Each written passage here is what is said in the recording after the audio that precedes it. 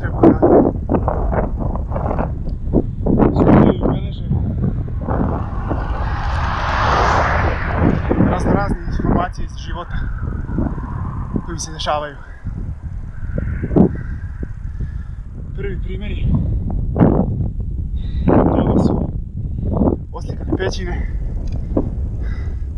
pa do dnevnih novina i sadašnjeg interneta. Ima mnogo internet stručnjaka. U biciklizmu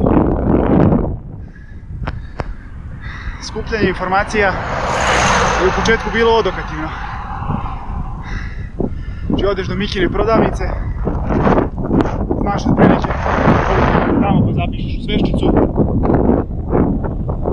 onda do Mikine sestre, onda do nekog drugog grada i tako.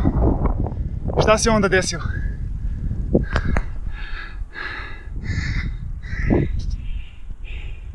Onda se desio raskid sa Mikinom sestrom i došli su na red brzinomeri. Bilo je dosta lepše, lakše i ugodnije sa brzinomerima. Posle brzinomera na red stupaju GPS uređaji. Više o tome kad stanem.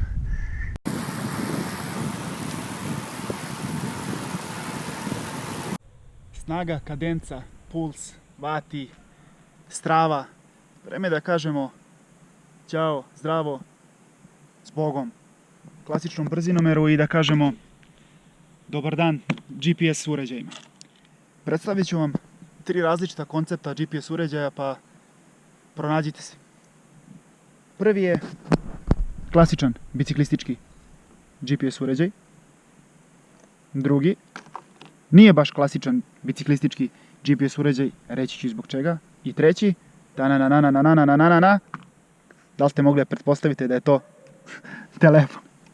Krenut ćemo redom, prednosti i mane svakog od njih. Klasičan biciklistički GPS uređaj, prednost je veliki ekran i baterija. Ne mislim konkretno na ovaj model, nego generalno. Klasični biciklistički GPS uređaji imaju veći ekran i jaču bateriju. Nešto što nije klasičan biciklistički GPS uređaj, zašto nije klasičan? To mu je i prednost, zato što ga možete koristiti na ruci i koristiti ga i za trčanje, i za plivanje, i za neke druge outdoor aktivnosti. To mu je prednost. Koja mu je mana? Mana mu je slabija baterija i mali ekran. Evo da uporedite ekrane. Da li on može da se koristi samo za biciklizam? Može naravno, ali nema smisla. Kao što nema smisla da koristimo plastičan pribor za ručavanje. Može, ali nije to to. Nije isti osjećaj. I kao treća opcija, telefon. Najveća prednost telefona je što ga svi posjedujemo, ili se bar nadam da ga svi posjedujemo, tako da neće biti velikih ulaganja. Mana pad, mana nije to biciklistički GPS uređaj, može, ali nije to to. Kao što možemo da fotografišemo sa telefonom, ali telefon za sad bar ne može da zameni dobar fotoaparat. Prednost telefona u odnosu na ove GPS uređaje koje sam vam pokazao je što možete da probate da vidite da li je to za vas. Ako shvatite da jeste, instalirajte Stravu, kupite neki od GPS uređaja i vidimo se drugari. Sportski pozdrav!